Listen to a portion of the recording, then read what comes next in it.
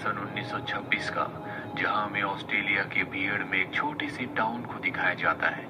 इस टाउन में बहुत कम लोग रहते हैं और इन्हीं लोगों में होती है 10 साल की ब्रिटल, जो यहाँ अपनी मॉम मॉली के साथ रहती है। और इस पूरे टाउन में ना तो मिटल को और ना ही उसकी मॉम को कोई पसंद करता है। सब मिटल को स्कूल में बुली करते हैं, उसे उल्टा सीधा कहते हैं। यहाँ तक कि टाउन के जो बड़े लोग होते हैं वो भी मात्र 10 साल की मिटल को पसंद नहीं करते। अब एक दिन मिटल की क्लास में एक लड़के की मृत्यु हो जाती है और उसकी मौत का इल्जाम आता है मिटल के ऊपर। सबका यही मानना है कि मिटल ने उस बच्चे को मारा है। इसीलिए टाउन में जितने भी लोग होते हैं वो सब यही चाहते हैं कि मिटल को सजा दी जाए। इस टाउन के जो पुलिस सार्जेंट है वो मिटल को सजा के तौर पर हमेशा के लिए यहाँ से दूर किसी दूसरी सिटी में भेज देते हैं। 25 साल बीत जाते हैं और साल आता है सन 1991 का। मिटल एक बार फिर से अपने टाउन में वापस आ चुकी है। उसे अपने बचपन की धुंधली धुंधली यादें हैं। सबसे पहले वो अपने घर में जाती है, जहाँ उसके घर की हालत बहुत ज्यादा खराब होती है। उसकी मॉम मॉली भी वहीं पर है। दरअसल मिटल के जाने के बाद उसकी मॉम की तबीयत बहुत ज्यादा खराब हो गई। वो मेंटली अब पूरी तरह से अनस्टेबल है। मिटल अपनी मॉम को याद दिलाने की कोशिश करती है कि वो उनकी बेटी है, लेकिन उसकी मॉम को कुछ भी याद नहीं आता। इससे मिटल को बहुत दुख होता है और अब उसे इस सच्चाई को एक्सेप्ट करना होगा। दरअसल उसका घर टाउन से थोड़ा सा अलग थलग होता है और अब मिटल अपने घर की सफाई करती है, अपनी मॉम को अच्छे से साफ करती है और घर के बाहर अपनी मशीन भी लगाती है, क्योंकि वो ड्रेस मेकर है, वो ड्रेसेस बनाती है। वो अपनी मॉम से कहती है कि टाउन के लोगों ने हमारे साथ अच्छा सलूक नहीं किया, पर उसकी मॉम इस बात का कोई भी जवाब नहीं देती। दरअसल वो कभी चाहती नहीं थी कि उसकी बेटी वापस इस टाउन में आए, पर अब मिटल वापस टाउन में आ चुकी है। टाउन की हालत पहले से बहुत ज्यादा खराब है। साथ ही टाउन के लोगों को पता चल चुका है कि मिटल वापस आ चुकी है, जिससे कोई भी खुश नहीं होता। अब इसी टाउन का दूसरे टाउन वालों के साथ फुटबॉल मैच चल रहा होता है और वहाँ पर मिटल भी जाती है, जिसने बहुत ही खूबसूरत ड्रेस पहनी होती है और उसकी ड्रेस से यहाँ पर इस टाउन के जितने भी फुटबॉल प्लेयर्स होते हैं वो सब के सब डिस्ट्रैक्ट हो रहे होते हैं, जिस वजह से उनकी परफॉर्मेंस डाउन हो जाती है। और तभी इस टाउन की टीम का जो कैप्टन होता है वो मिटल के पास आता है और कहता है कि तुम यहाँ से चली जाओ, ये मैच हमारे लिए बहुत ज्यादा इम्पोर्टेंट है और तुम्हारे यहाँ पर खड़े होने से सभी प्लेयर्स डिस्ट्रैक्ट हो रहे हैं। मिटल उसकी बात मान जाती है और वो वहाँ से एक दूसरे कॉर्नर पर जाती है, जहाँ पर एक लड़की खड़ी होती है जो बहुत ज्यादा सुंदर नहीं होती। इस लड़की का नाम गर्ट्रूड है। मिटल बचपन में इसी के साथ इसी की क्लास में पढ़ती थी और यहाँ से कहानी फ्लैशबैक में जाती है और ये वो दिन होता है जब उस बच्चे की मृत्यु हुई थी, जिसकी मृत्यु का इल्जाम मिटल के ऊपर लगा था। दरअसल मिटल उस दिन उस बच्चे से बचकर भाग रही थी, क्योंकि वो उसे मारना चाहता था। मिटल छुप जाती है, लेकिन तभी वहाँ पर गर्ट्रूड ने मिटल को देख लिया और वो उस बच्चे को बता देती है कि मिटल कहाँ पर छुपी हुई है। इसीलिए वो बच्चा मिटल को पकड़ लेता है। गर्ट्रूड वहाँ से चली जाती, यानी कि जब उस बच्चे की मृत्यु हुई थी तो गर्ट्रूड वहाँ पर नहीं थी और अब प्रेजेंट में दिखाया जाता है, जहाँ पर मिटल गर्ट्रूड को कहती है कि एक अच्छी ड्रेस सब कुछ बदल सकती है। दरअसल वो भी सुंदर दिखना चाहती है, साथ ही वो एक लड़के को पसंद भी करती है, लेकिन वो लड़का उस पर ज्यादा ध्यान नहीं देता। और अब मिटल अपनी ड्रेस चेंज करके आती है। इस बार वो ब्लैक कलर की बहुत ही खूबसूरत ड्रेस पहनती है और अब वो एक बार फिर से उस जगह जाकर खड़ी हो जाती है, लेकिन अब प्लेयर्स की पोजीशंस चेंज हो चुकी होती है। इसीलिए वो उन प्लेयर्स की नजरों के सामने होती है जो दूसरे टाउन के प्लेयर्स हैं और अब वो डिस्ट्रैक्ट होना शुरू हो जाते हैं, जिससे ये टाउन जहाँ मिटल रहती है, इस टाउन की टीम मैच जीत जाती है। इसके बाद मिटल अपने घर वापस आ जाती है, जहाँ पर उसकी मॉम को बहुत कुछ याद आ चुका है और वो मिटल से कहती है कि बचपन में जिस बच्चे की मृत्यु हुई थी उस बच्चे की मृत्यु गर्दन पर चोट लगने की वजह से हुई थी और इसकी जिम्मेदार तुम थी। मिटल इन सब बातों पर विश्वास नहीं करती और तभी वहाँ पर गर्ट्रूड आती है।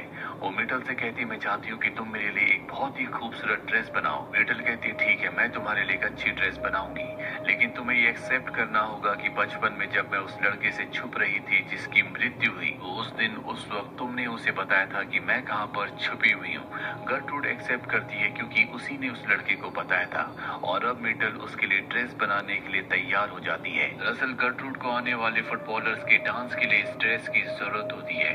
मिटल इसके बाद उस जगह भी जाती है जहाँ पर बचपन में उस बच्चे की मृत्यु हुई थी, लेकिन उसे कुछ भी याद नहीं आता कि उसकी मृत्यु कैसे हुई थी। अगले दिन हमें दिखाया जाता है सार्जेंट को।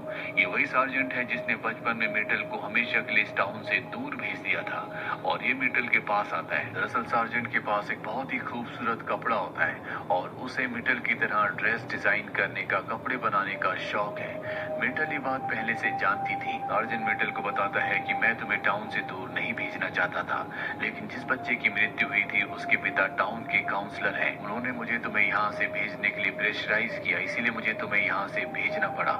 मैं कभी नहीं चाहता था कि मैं तुम्हें यहाँ से दूर भेजूं। और अब इन दोनों के बीच में जो भी गिला शिकवा होता है वो पूरी तरह से खत्म हो जाता है। वहीं फुटबॉलर्स के डांस की रात को दिखाया जाता है कि गर्ट्रूड वो ड्रेस पहन कर जाती है जो उसके लिए मिटल ने बनाई है और वो लड़का जिसे वो पसंद करती है वो उसे देखता ही रह जाता है। दरअसल इस ड्रेस में वो बहुत सुंदर लग रही होती है। वहीं मिटल को दिखाया जाता है जो फुटबॉल कैप्टन टेडी के साथ अपनी मॉम को लेकर फिल्म देखने के लिए जाती है और बातों ही बातों में टेडी को बताती है कि जल्दी वो अपनी मॉम को लेकर इस टाउन से हमेशा के लिए चली जाएगी। टेडी कहता है तुम कहीं भी चली जाओ, मैं तुम्हें ढूंढूंगा। और यहाँ पर उसे पता चल जाता है कि टेडी उसे पसंद करता है। अगली सुबह दिखाया जाता है कि मिटल के पास टाउन की बहुत सारी फीमेल्स आती हैं जिन्होंने रात को गर्ट्रूड को उस खूबसूरत ड्रेस में देखा था और अब वो सब भी मिटल से अपनी ड्रेसेस बनवाना चाहती हैं। जल्दी मिटल पूरे टाउन में फेमस हो जाती है, हर कोई उसी से ड्रेस बनवाता है। और यहाँ पर काउंसलर जिसके बच्चे की बचपन में मृत्यु हुई थी वो इस बात से जेलस हो जाता है, इसीलिए टाउन में वो एक प्रोफेशनल ड्रेस मेकर को बुलाता है जिसका नाम ऊना होता है। ऊना मिटल से मिलती है, उसकी ड्रेसेस देखती है, लेकिन ऊना को उसकी ड्रेसेस को ज्यादा अच्छी नहीं लगती। वहीं टेडी मिटल को बता देता है कि वो उससे बहुत प्यार करता है, पर मिटल उसे कहती है कि मैं एक श्रापित लड़की हूँ, तुम्हें मुझसे दूर रहना चाहिए। दरअसल वो नहीं चाहती कि वो किसी के भी करीब जाए। और अब गर्ट्रूड की उस लड़की से एंगेजमेंट होने वाली होती है जिसे वो पसंद करती थी और ऊना उसके लिए ड्रेस डिजाइन करती है जो गर्ट्रूड को बिल्कुल पसंद नहीं आती। इसीलिए वो मिटल के पास आती है और मिटल उसके लिए एक बहुत ही शानदार ड्रेस डिजाइन करती है जो सब देखते रह जाते हैं। ऊना के आने से मिटल की पॉपुलैरिटी थोड़ी सी कम हो गई थी, लोग उससे ड्रेसेस नहीं बनवा रहे थे, पर अब एक बार फिर से सब उसके कायल हो गए। वहीं काउंसलर की पत्नी जो देखती है काउंसलर का इंटरेस्ट उसमें कम हो रहा है, वो मिटल के पास अपनी ड्रेस डिजाइन करवाने के लिए आती है। दरअसल वो शुरू से ही मानती है कि मिटल उसके बेटे की मौत का कारण नहीं है, वो ऊपर पेड़ से नीचे गिरने की वजह से मारा गया था। और अब वो मिटल से कहती है कि तुम मेरे लिए एक ड्रेस बनाओ। वही मिटल चाहती है कि बचपन में जो इल्जाम उसके सर पर लगा था उसे वो पूरी तरह से मिटा दे, इसीलिए वो सार्जेंट के पास जाती है और उस बच्चे की केस की फाइल मांगती है जिसमें वो देखती है कि टीचर ने उसके खिलाफ गवाही दी है। वो अपनी टीचर के घर जाती है और उसकी गवाही पढ़कर उसे सुनाती है। यहाँ पर टीचर को मजबूरन ये बताना पड़ता है कि जिस वक्त उस बच्चे की मृत्यु हुई थी वो वहाँ पर नहीं थी, यानी कि उसने झूठी गवाही दी है। और अब मिटल यहाँ से सीधा उस जगह जाती है जहाँ पर गर्ट्रूड की एंगेजमेंट हो रही होती है। वहाँ पर सार्जेंट होता है, वो सार्जेंट से कहती है कि एक झूठी गवाही के बेस पर तुमने मुझे यहाँ से हमेशा के लिए दूर भेज दिया। सार्जेंट कहता है कि मुझे काउंसलर ने कहा था। वो कहती है कि काउंसलर ने मुझे किस हक से यहाँ से दूर भिजवाया। सार्जेंट उसे बताता है कि वो तुम्हारा पिता है। ये सुनकर वो पूरी तरह से हैरान हो जाती है। तभी काउंसलर की बीवी वहाँ पर आकर मिटल को उल्टा सीधा कहना शुरू कर देती है, क्योंकि मिटल की जो टीचर है जिसने उसके खिलाफ झूठी गवाही दी थी उसने काउंसलर की पत्नी के दिमाग में डाल दिया होता है कि मिटल ने उसके बेटे को मारा है। अब काउंसलर अपनी वाइफ को संभालते हुए मिटल को उल्टा सीधा कहना शुरू कर देता है जिससे टेडी को गुस्सा आता है। टेडी उसे एक पंच मारता है, लेकिन यहाँ पर पुराने जख्म एक बार फिर से हरे हो गए। टाउन के लोग एक बार फिर से मिटल से नफरत करना शुरू कर देते हैं। मिटल वहाँ से भागने लगती है और तभी टेडी का भाई जो कि मेंटली डिसेबल्ड होता है, जो बचपन में उसी जगह था जहाँ पर उस बच्चे की मृत्यु हुई थी, वो जोर जोर से चिल्लाना शुरू कर देता है कि मिटल ने किसी को नहीं मारा, बस वो अपनी जगह से हट गई थी।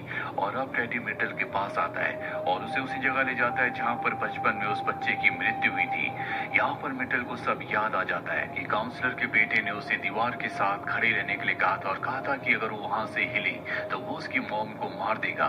और इसके बाद काउंसलर का बेटा बुल की तरह उसे हिट करने के लिए आगे बढ़ा, पर इससे पहले कि वो उसे हिट करता वो वहाँ से हट गई थी, जिस वजह से उसकी मृत्यु हो गई। टेडी का भाई जो बचपन से थोड़ा सा मेंटली डिस्टर्ब था, उसने दूर से दूरबीन से सब कुछ देख लिया था, पर उसने किसी को नहीं बताया क्योंकि वो जानता था कि उसकी बात पर कोई विश्वास नहीं करेगा, सब उसे पागल समझते हैं। पर अब यहाँ पर मेटल को सब याद आ चुका है। टेडी और मेटल जो एक दूसरे से प्यार करते हैं, एक दूसरे के बहुत करीब आ जाते हैं। टेडी कहता है मैं तुमसे शादी करना चाहता हूँ। मेटल कहती कि नहीं, तुम ऐसा नहीं कर सकते, मैं श्रापित हूँ। टेडी कहता है मैं इन सब बातों को नहीं मानता। ये दोनों के दोनों साइलो के ऊपर होते हैं। टेडी ये साबित करने के लिए कि वो श्रापित नहीं है। साइलो जिसके अंदर ग्रेन्स रखा जाता है उसके अंदर जंप करता है। हालांकि वो उसे मना भी करती है, लेकिन टेडी उसकी बात नहीं सुनता। वो पूरी तरह से ग्रेन से भरा होता है, इसीलिए उसमें फंसकर उसकी मृत्यु हो जाती है। और उसकी मृत्यु के बाद यहाँ पर एक बार फिर से मेटल पूरी तरह से हताश हो जाती है। और जब उसकी तबीयत खराब होती है तो उसकी मॉम मॉली उसके पास आती है और बताती है कि काउंसलर पहले उसी के साथ रहा करता था और उसने दूसरी शादी कर ली, जो कि बहुत ही अमीर औरत थी। उसके पास पावर थी, इसीलिए वो मुझसे हमेशा के लिए अलग हो गया और वो मुझसे नफरत करने लगा। इसीलिए उसने तुम्हें टाउन से दूर भेज दिया था ताकि वो मुझसे बदला ले सके। टाउन के सभी लोग इसके जिम्मेदार हैं क्योंकि उन्होंने उसका साथ दिया। तुम्हारे अंदर जो आर्ट है, तुम इस आर्ट को टाउन के लोगों के खिलाफ इस्तेमाल करना चाहिए। और मेटल को समझ नहीं आता कि वो कैसे अपनी आर्ट को सबके खिलाफ इस्तेमाल कर सकती है। वहीं अगले दिन दिखाया जाता है जहां पर मेटल की मॉम को हार्ट अटैक आता है और उनकी मृत्यु हो जाती है। अपनी मॉम की मृत्यु से वो पूरी तरह से टूट गई है क्योंकि अब उसका इस दुनिया में कोई भी नहीं है। रात को बहुत ज्यादा फ्रस्ट्रेटेड होती है, इसीलिए वो अपना म्यूजिक प्लेयर उठाकर बाहर फेंक देती है, जो उसकी क्लास टीचर के सिर पर लगता है जिसने बचपन में उसके खिलाफ गवाही दी थी। दरअसल वो उसके घर में ताक झांक कर रही थी, यानी कि उसके झूठ की सजा उसे मिल गई। सार्जेंट इसके बाद उसे मालबर्न सैनिटोरियम में भेज देता है।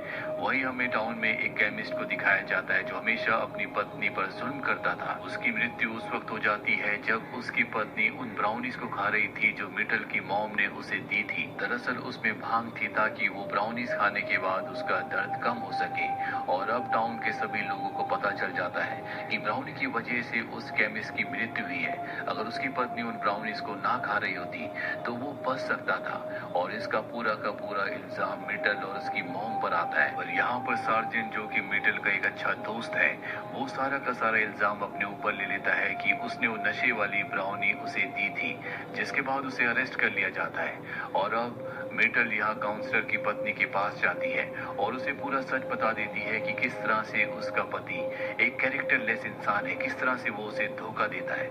इसीलिए काउंसलर जब घर आता है तो उसकी पत्नी उसके पैर को जख्मी कर देती है और वहाँ उसे मरता हुआ छोड़कर निकल जाती है। आज इस टाउन की जितनी भी फीमेल्स होती है वो एक ड्रामा ड्रेस कंपटीशन के लिए गई होती है, लेकिन वहाँ उन्हें पता चलता है कि दूसरी जो टीम है उनकी ड्रेस और किसी ने नहीं बल्कि मेटल ने बनाई है। और ऐसा करने के लिए मेटल की मॉम ने उसे कहा था, जिस वजह से इस टाउन के लोग उस कंपटीशन को हार जाते हैं। वहीं मेटल को अपने घर पर दिखाया जाता है जो अपनी जिंदगी की नई शुरुआत करना चाहती है। उसे यकीन हो चुका है कि वो कोई श्रापित लड़की नहीं है, इसीलिए वो अपने घर के बाहर एक रेड कारपेट बिछाती है और उसमें ऑयल डालकर सबसे पहले अपने घर को जलाती है और उस रेड कारपेट से होते हुए इस टाउन से निकल जाती है। मेटल के घर की आग धीरे धीरे पूरे टाउन में फैल जाती है, जिससे पूरा का पूरा टाउन जल जाता है। और जब टाउन के लोग उस कंपटीशन को हार कर वापस अपने टाउन में आते हैं तो देखते हैं कि उनका टाउन जल रहा है। ट्रेन में हमें मेटल को दिखाया जाता है जो हमेशा के लिए अब पेरिस जा रही है और वो इस जलते हुए टाउन के धुएं को देख रही होती है। और इस तरह से मेटल जो हमेशा से बेगुनाह थी वो अपना बदला पूरे टाउन से ले लेती है। यहीं पर ये फिल्म, ये कहानी खत्म हो जाती है। उम्मीद करते हैं कि ये कहानी आपको पसंद आई होगी।